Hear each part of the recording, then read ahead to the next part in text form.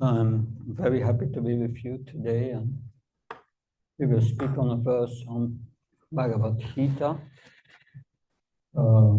chapter 5, Karma Yoga, Yoga Action in Krishna Consciousness, text 11.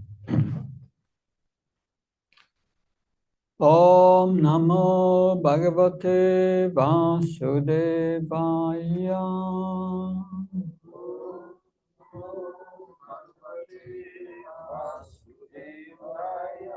Om Namo Bhagavate Vasudevaya.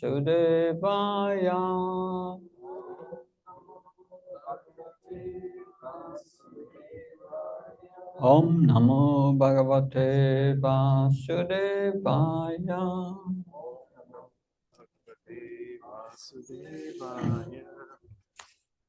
So you can repeat if you want. Kayena manasa buddhya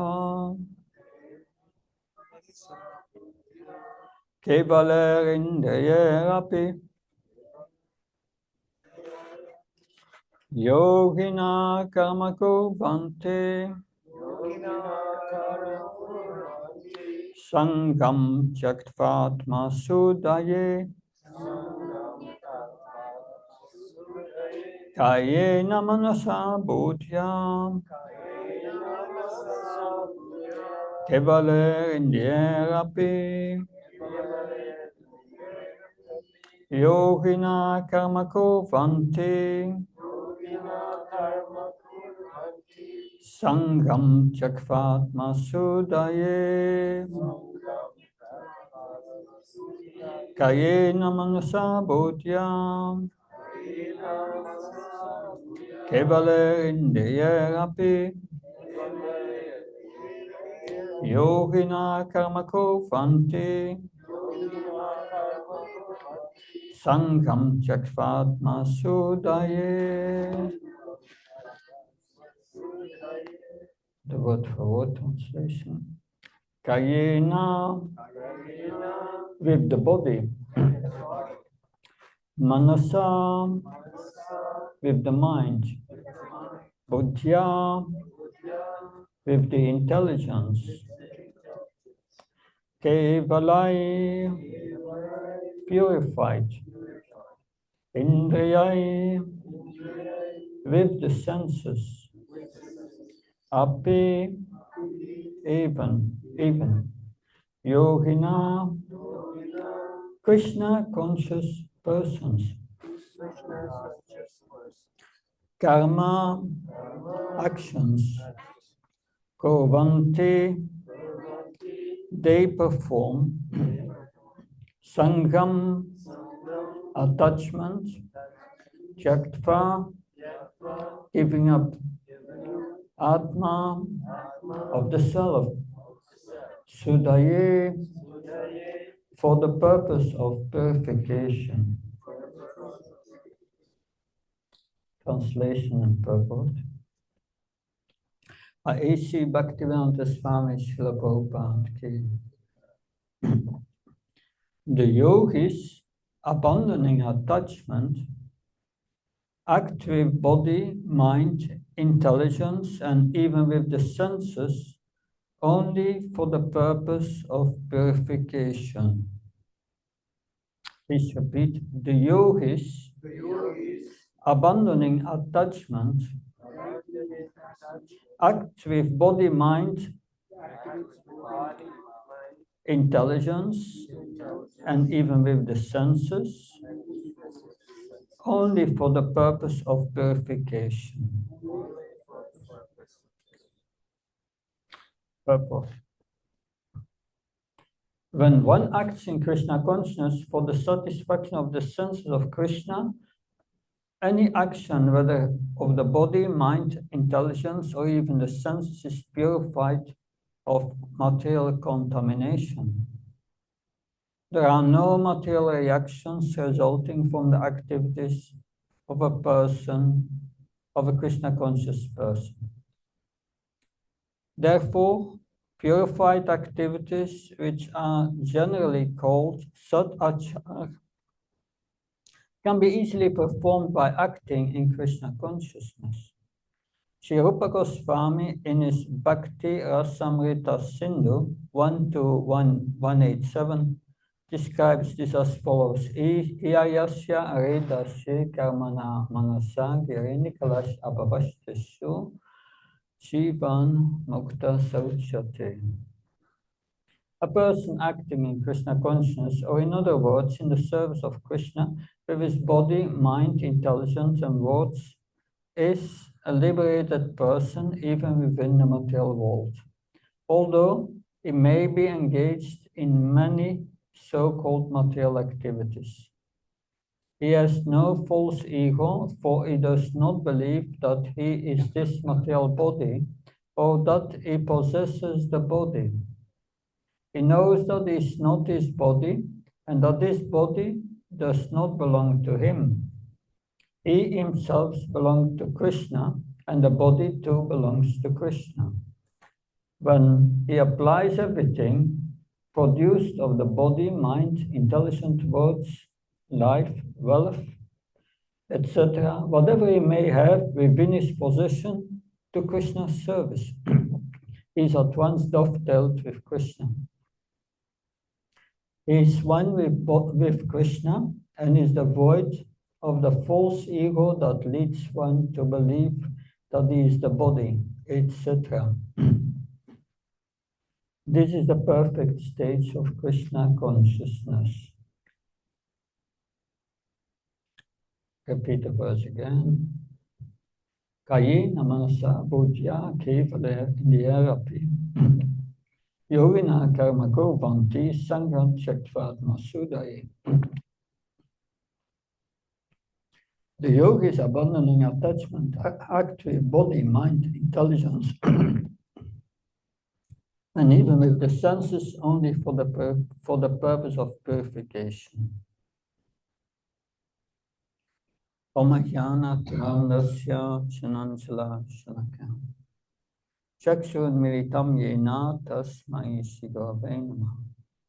Chitchetanya manobishtam stapitam yena bhutale svam rupakadamayam dadati svapadantikam. Vandeham shiyo shiyuda padakamanam shigam vaishnavam sham.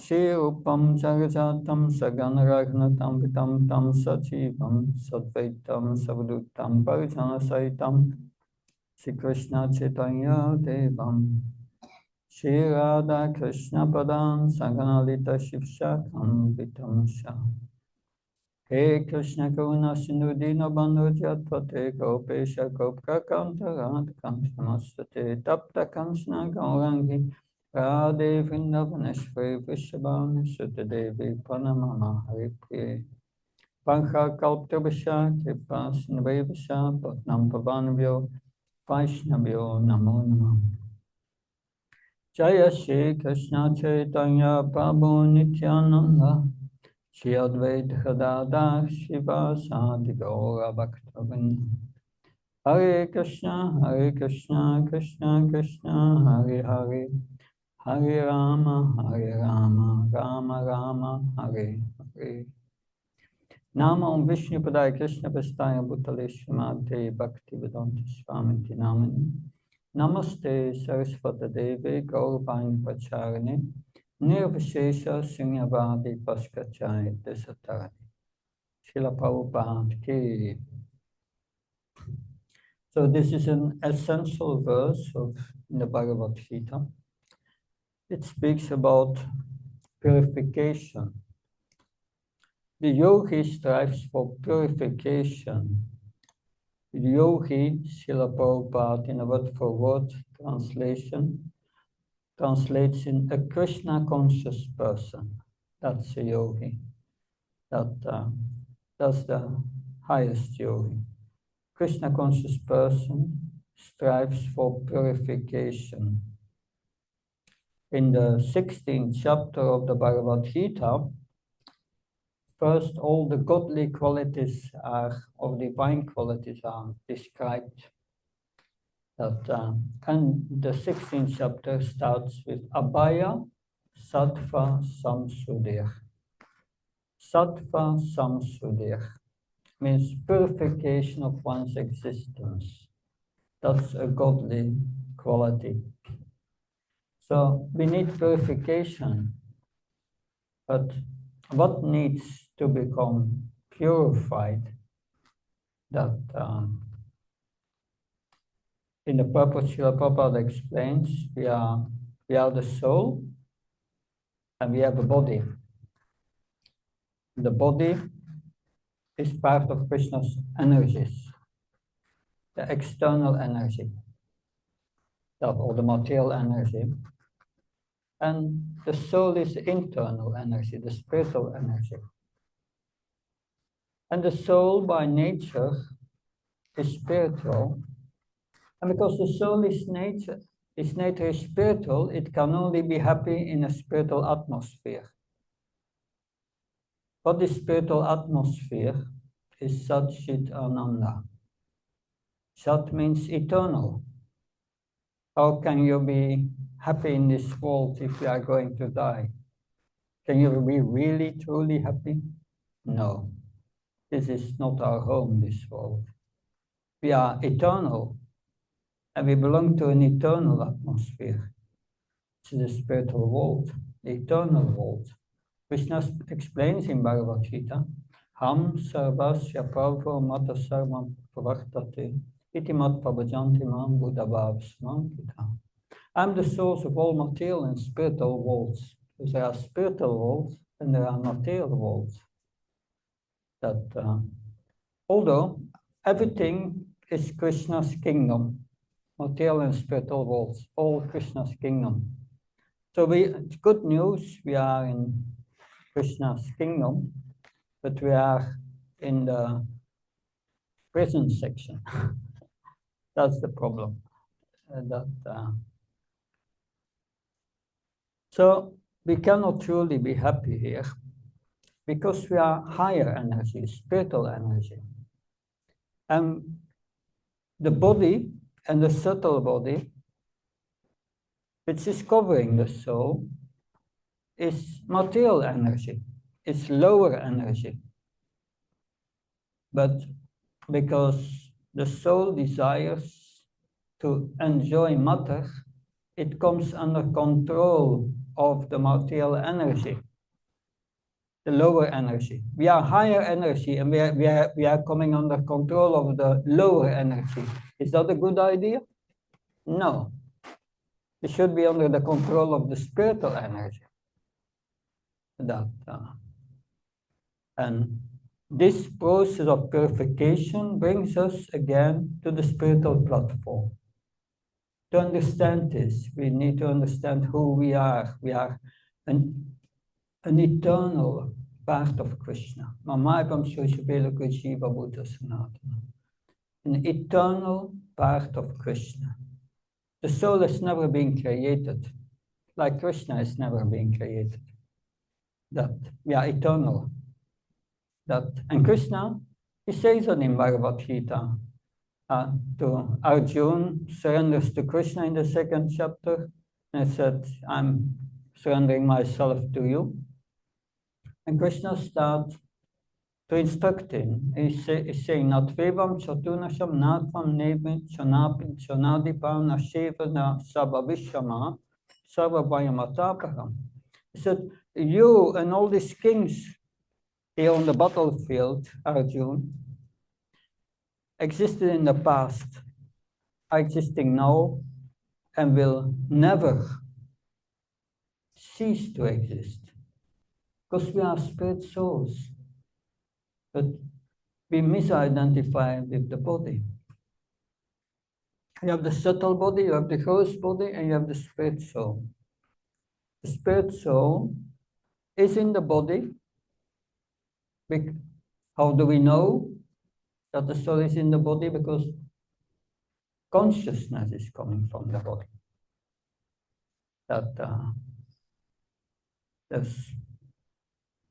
So a dead body plus consciousness is a living entity. But a dead body is no soul anymore. The soul is gone. Consciousness is gone. But this consciousness of the soul is originally spiritual consciousness. Spiritual consciousness is called Krishna consciousness. Is a consciousness in which we are conscious of Krishna. Krishna is everywhere. Is in this material world, in every atom. Is at the same time a transcendental person. Is in everyone's heart. But if we are not Krishna conscious, we don't have that awareness. But to get that awareness, we must purify ourselves. Because our consciousness is contaminated by the modes of nature, passion and ignorance. And we have to remove that, and that's purification. The mode of passion makes us think we are the body. And the mode of ignorance that makes us totally identified with the body. And prepares us for lower species of life. So yes, acting for purification. If we are not acting for purification, we are under the material energy. And the material energy covers our consciousness. Let us think we are the body. But that's called Maya. Maya has two effects. It covers your consciousness and it tries to degrade you by more and more in sense gratification, more and more living like an animal. But here, the system is given to purify us from this influence of these modes on our consciousness. And that's purification. And this purification, if we are Krishna conscious, it has also two effects. It will purify our consciousness. And if we are Krishna conscious, we are protected from any new contamination coming in. These are two effects. And but here in the purport, Srila Prabhupada explains that the Krishna consciousness means acting for the satisfaction of the senses of Krishna. And explains how to do that.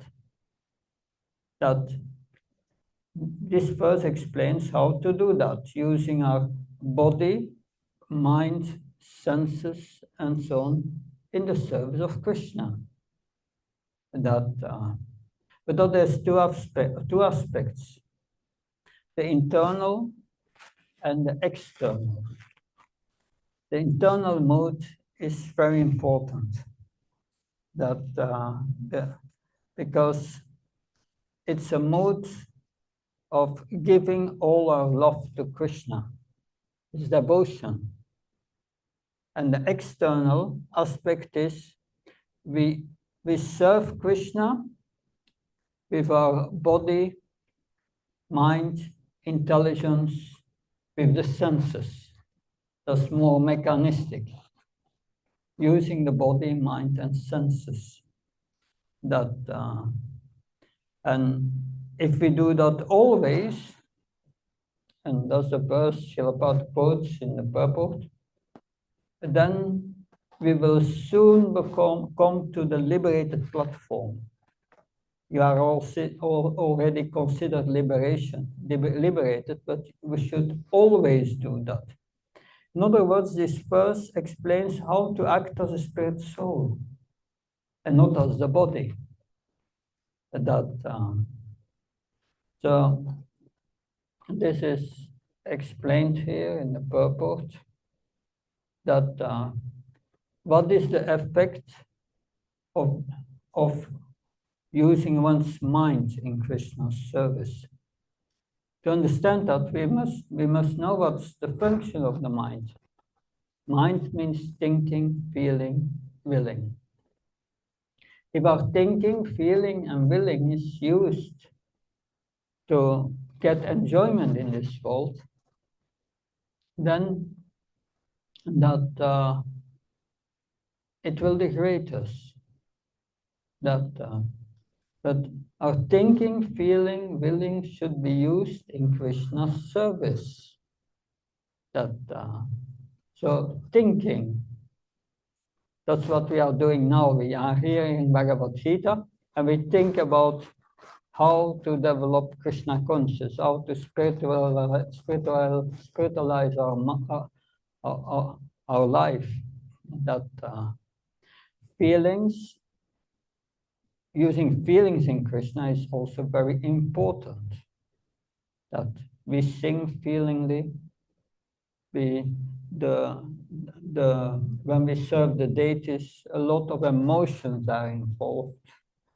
There's plenty way to express your emotions in Krishna consciousness. That feeling, thinking, willing. Willing means desiring. Using our desires in Krishna's service. We may have so many material desires, but use our material desires in Krishna's service. So that is an art to be learned. But the purpose is that we think of Krishna or things related to Krishna. That's the final instruction of Krishna in Bhagavad Gita. Mana. One should always think of Krishna. And when you have Krishna in the mind, it purifies the mind. Without Krishna in the mind, there is no purification. One can do austerities to purify himself, but when Krishna is not involved, there's no purification. That you may counteract your sinful activities by austerities, that's possible, but the desire to enjoy this body and this mind is still there. And only Krishna can remove that from our heart. So Krishna is the purifying factor. This purifying factor is explained in Shisa Upanishad. Krishna is antiseptic and prophylactic. Antiseptic means that when you have Krishna in the mind, your mind becomes purified from all attachment to this world. All this attachment goes. That one becomes purified of attachments, but also prophylactic means when we think of Krishna, the mind is busy serving Krishna.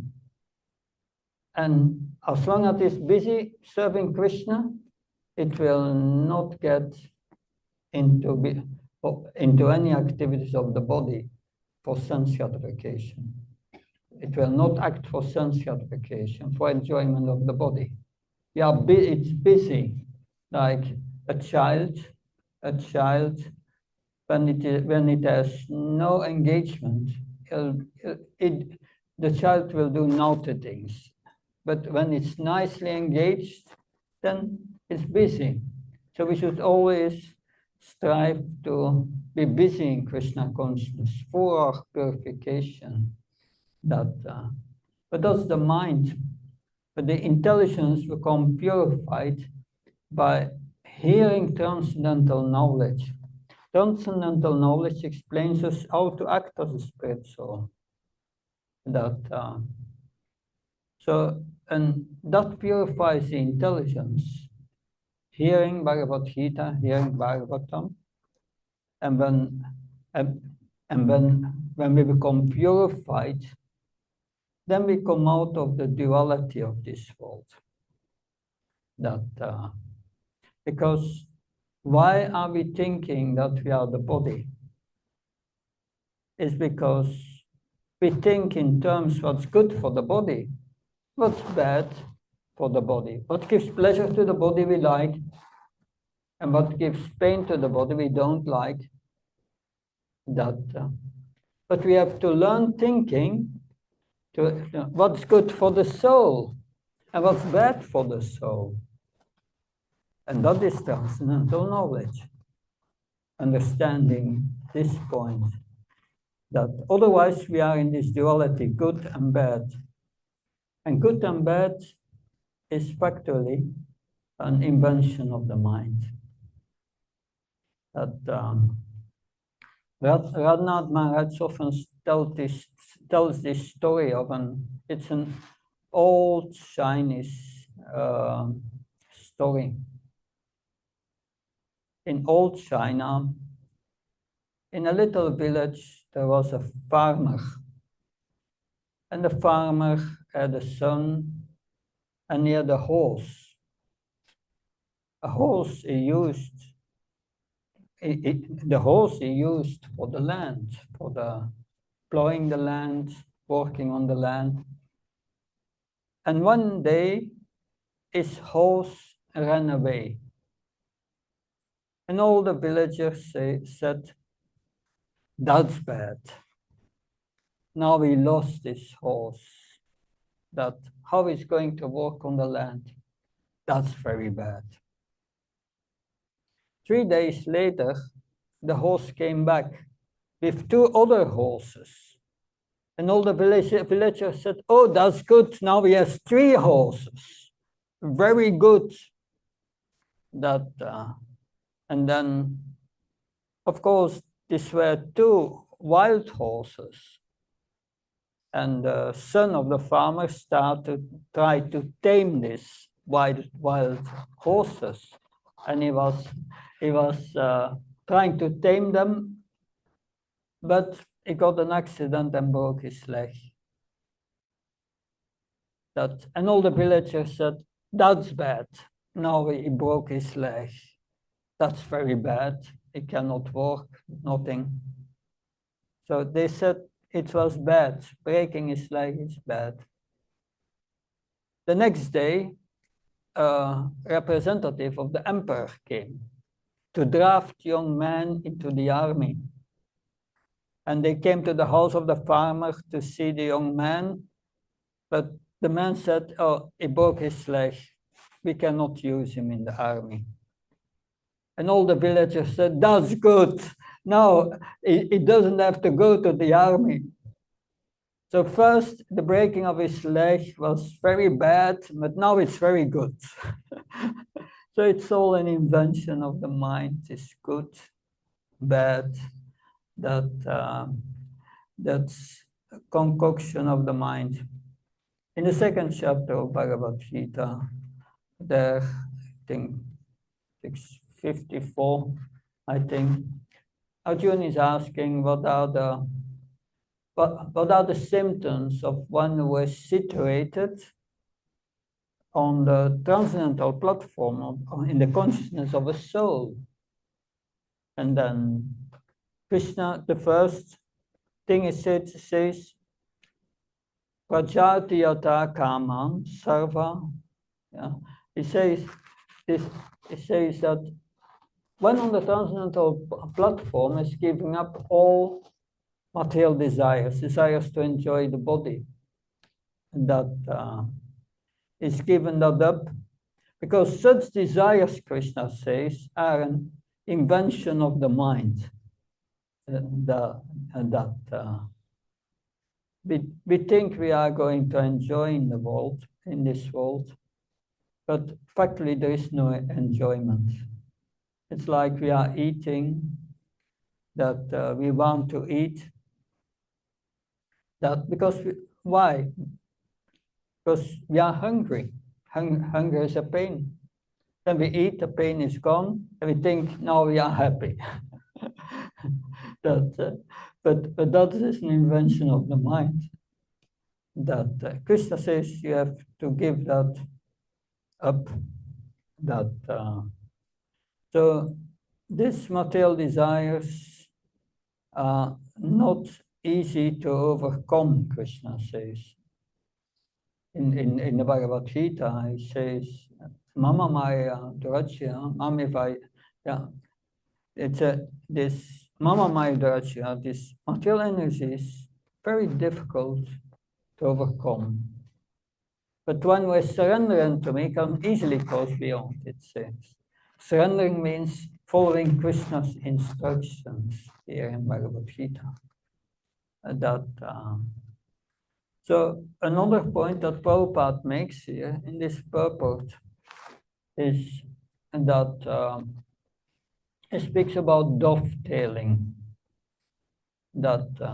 And Krishna will explain that in the 6th chapter and also in I think in the 3rd chapter, that we have all our material inclinations in this world, things we like to do, things we are good in, because that's our material nature. We have certain talents, certain inclinations. Some people are good with their hands, some are thinkers, a different kind of people. But whatever capability you have, we should use it in Krishna's service, use our body, mind, and words in Krishna's service. Because that is an important theme in Bhagavad Gita. Krishna is a warrior, he's a fighter, and that's what he's good in. That is his nature. So his nature is that he should be a military man. But a military man, but Krishna says, you are a fighter, you should fight, but you should fight for me, that on my order, because what is the function of a policeman? A policeman has to punish criminals, right? So Arjun had to punish the Kurus who transgressed all codes of religion. The Kurus tried to poison them, tried to kill them in so many ways, tried to get their legal inheritance of the kingdom, the kingdom. So they had to be punished, and Krishna ordered them. But Arjun says, how can I punish them? They are my family members. Bhishma Dev, my grandfather, he raised me as a child. Dronacharya is my teacher. And he says to Krishna, would you kill your teacher, Sandipani Muni, to Krishna? But no, he had to do his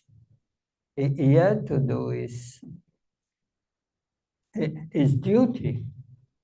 That even if the criminal is your son, if you are a judge, you must take action. So it was his duty. And that's the whole Bhagavad Gita. Arjuna said, I cannot do it in the beginning because it is my family members.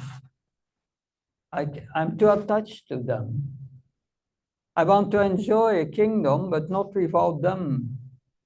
Better they kill me unarmed on the battlefield. Because this is the body attachment. The body attachment. We went to so many lives. Previous lives, we had also body attachment and family, and so many issues, so many problems. In this life, do we have still a problem with our family in our previous life? No. It doesn't make it's meaningless. But we think now in this life it's very serious. But soon you are out of the body and you are take birth in another family. hopefully human form. So that's transcendental, means we think on the level of the soul, eternal, not on this little platform, this body which we are in for a few years. That Prabhupada writes in the purport, his body belongs to Krishna, and the soul also. But the body is material nature. When we leave the body, we have to give it back to material nature, this body. So this Arjuna does not want to fight. But Krishna says, you should do your duty, not trying to do the duty of another. You have your nature as a fighter, you should fight. It says to Arjuna, even if you decide not to fight, and you go to the forest to become a beggar, if you hear that Yudhishthira Maharaj is in trouble, still you will come and fight. Because it's your nature, you cannot give it up.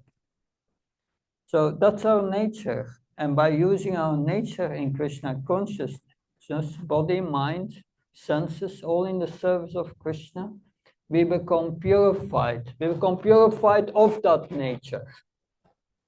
Then we come gradually to the platform of the soul. And once you are on the platform of the soul, you can do anything you want. That Prabhupada could do anything. He did everything. He was expert in everything, practically. That's incredible. And but that's an important lesson of Bhagavad Gita. We have to use our nature in Krishna's service. When after hearing Bhagavad Gita, Arjuna understood these are all temporary things. I should not be attached to it. Let it go, this attachment. Therefore, it is said in this verse, the yoga is abandoning attachment. Keep it up. It's all useless, whether you are attached or not. Whether you are attached to things in this world, what will happen? You will take birth again in this world. That's the result. You get karma, reactions, and you have to take birth again. But Krishna consciousness means acting without attachment. It's very difficult to do, acting without attachment. But still, it's very easy also. It's very easy if you act out of attachment for Krishna. You become attached to Krishna. If you become attached to Krishna, it has a side effect that you give up your attachment to this world. And then we become purified. And when we become purified, we become abhay.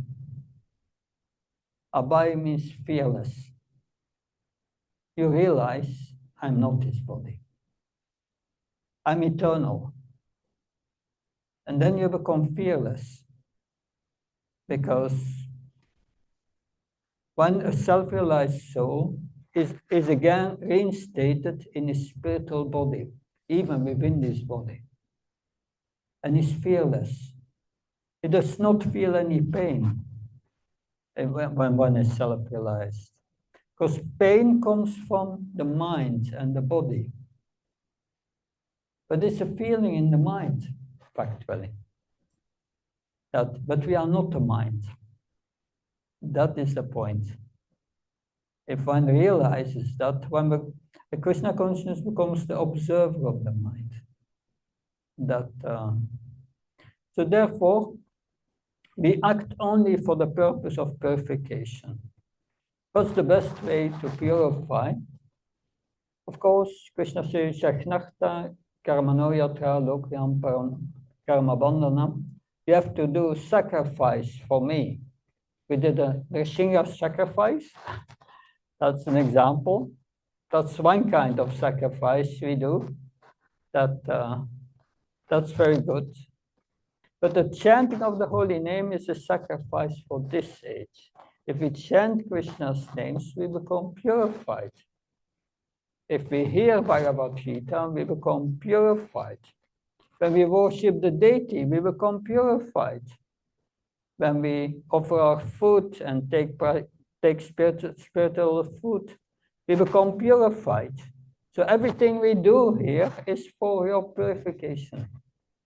And that's the process of Krishna consciousness.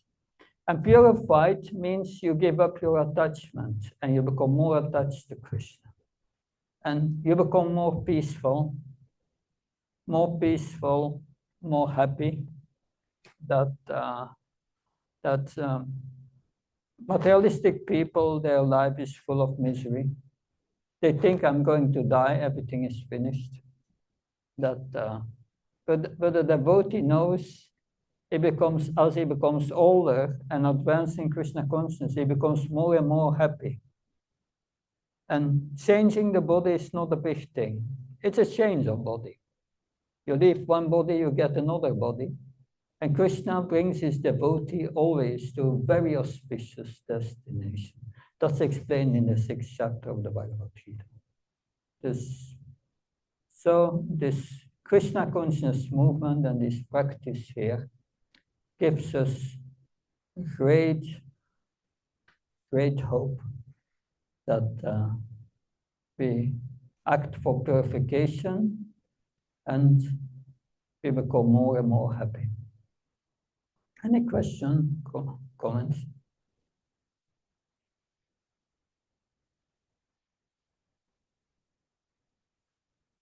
Yes? Maharaj, you mentioned that while the material nature is difficult to overcome, by the process of surrender, it becomes easy, we become perfected. But sometimes, as we think about it, to embark on this process of surrender, we seem to remember the nature of the mind. Well, material life doesn't seem so bad. We selectively remember moments of material happiness. And then also, there's also a sense of the way we lived our life. It's almost like an addiction where we know this is wrong, but we're almost forced to do it, like smoking or something else. And it affects us from surrendering because intellectually we know this makes sense, but still we're forced in different directions.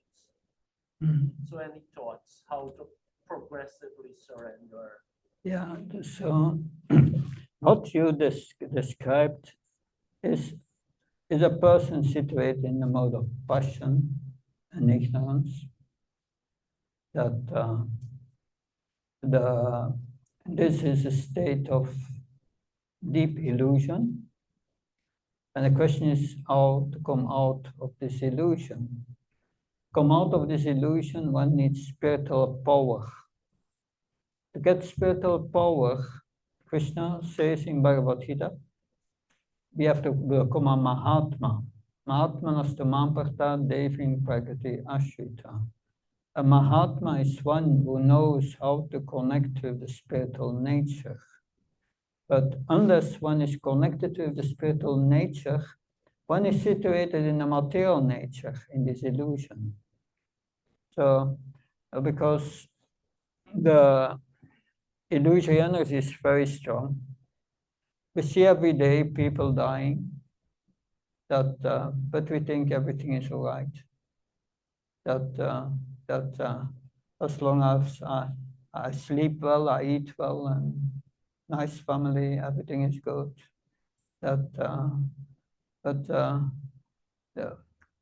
Then, of course, there are different ways of learning in Krishna consciousness.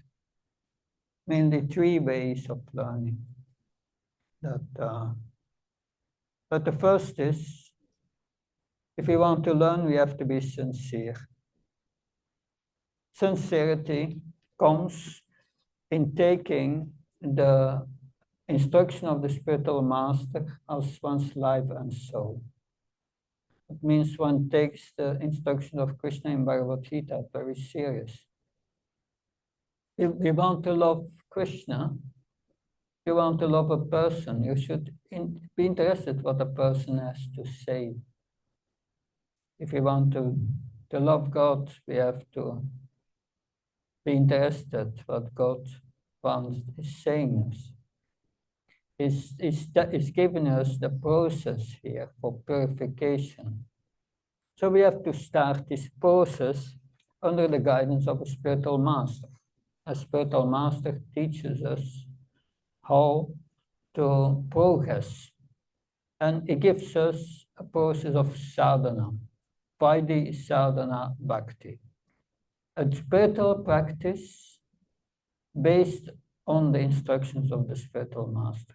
The spiritual master tells you, chant Hare Krishna, follow the four relative principles, have a morning program and an evening program that hear about Krishna. If one does not do that, one has no spiritual power. And because of a lack of spiritual power, one is swimming on the chariot of the mind. And one listens to the mind. And the mind tells you all these things. Everything is all right. That a little sense gratification is okay. You will do well. All this Krishna conscious stuff, forget about it for a moment and going weekend to the temple. That's nice. But the mind tells you so many things that I remember also when there was a time in this movement that they wanted to chant to change the four regulative principles into three regulative principles. They wanted that illicit sex out. And of course that was stopped by the GBC, but because they started the petition for that and so on. I remember what Bhakti Charamaj said to that. If they change that and follow only three regulative principles, they will never make spiritual advancement. It's not possible. So these things are to be considered. Unless we have a strict sadhana, we will listen to the mind. Strict sadhana gives you the power to not identify with the mind and to observe the mind and to control the mind. Because the mind is very,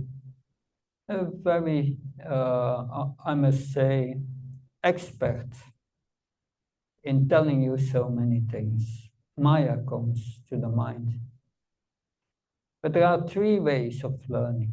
The first way, Prabhupada said, someone here stealing is bad and decided, okay, I will not steal. That's first class. Second class is one hears stealing is bad, but one has still the inclination to steal. But then you see someone arrested and say, okay, I will not steal. That's second class. Third class of learning is that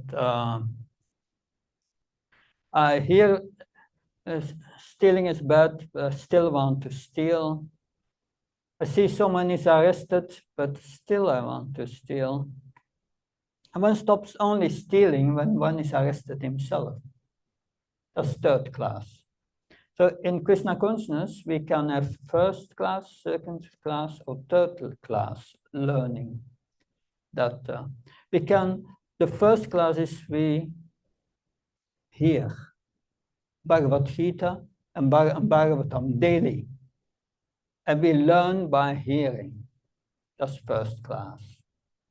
Second class is, yes, I don't have so much time for this hearing that or reading Prabhupada's books. But yeah, I went to some difficulties in life and finally said, yes, I should do it finally. The second class. One comes later to that point. Third class is I don't have time to hear, but I'm chanting and do some service. But one does not really become purified. Then what does Krishna do? Krishna will still teach you, but in the hard way. And he tells us in 1088.8 Bhagavatam. 1088.8, Krishna tells how he gives the mercy to a devotee who cannot give up his attachment. That is too weak to give up his attachment. So what did Krishna do? He will take away what he's attached to. And then he suffers. But he suffers to never suffer again. He gets rid of the attachment. That's the hard way of learning. But the easy way is hearing. The Bhagavatam explains also the real situation in this world. That and the world is full of suffering. That I remember Bhakti Chaitanya Maharaj, he gave a lecture. And he said to everyone, don't become old. Don't do it. It's not good. So that's the hard way of learning. You think everything is good, but then you become old. And see what happens. No, we must come to the awareness, I'm in trouble. And understand, I'm in trouble in this material world. There are a few thoughts. You think it's helpful? Something else? Thank you very much. Srimad Bhagavatam ki, Srila Prabhupada ki.